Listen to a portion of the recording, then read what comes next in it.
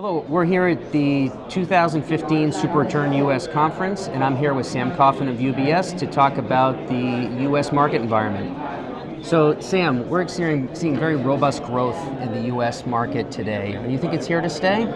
In terms of output growth, there's a big pause in the first quarter. Some of it looks temporary. Energy pullback in the oil patch, and some question about the statistical underlyings of that growth.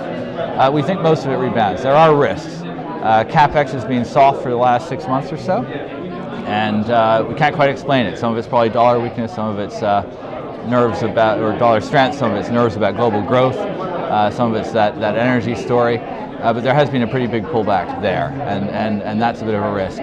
Could go. It looks from business confidence and from rates of capacity utilization that should rebound. But right now it's a risk. It's a risk in both directions. That there's something we don't quite understand here, and that looks set to pick up again, but it's not certain.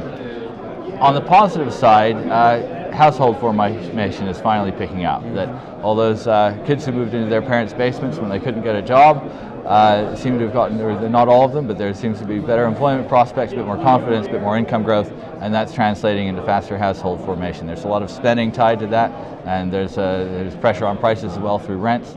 All that's positive for housing market, and maybe a bigger positive than most other factors. Great. You didn't mention the Fed. How vulnerable do you think the U.S. growth is to moves by the Fed, and any predictions in the short term?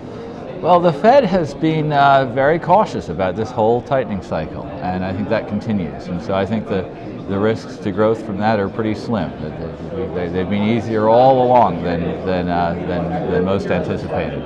So they're pretty careful about not stalling the recovery that way.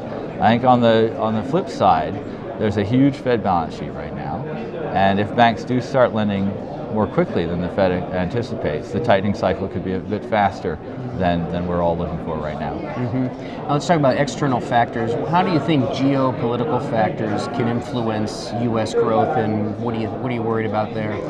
Right. Well, oil prices have obviously had a huge impact over the last 6 months, 8 months, year or so, and that probably continues. It does look as if oil prices have stabilized. In terms of foreign growth, most of our exports go to Canada and Mexico, about a third of our exports, and so in some ways we're a bit ring-fenced. I mean, there's not that much direct impact.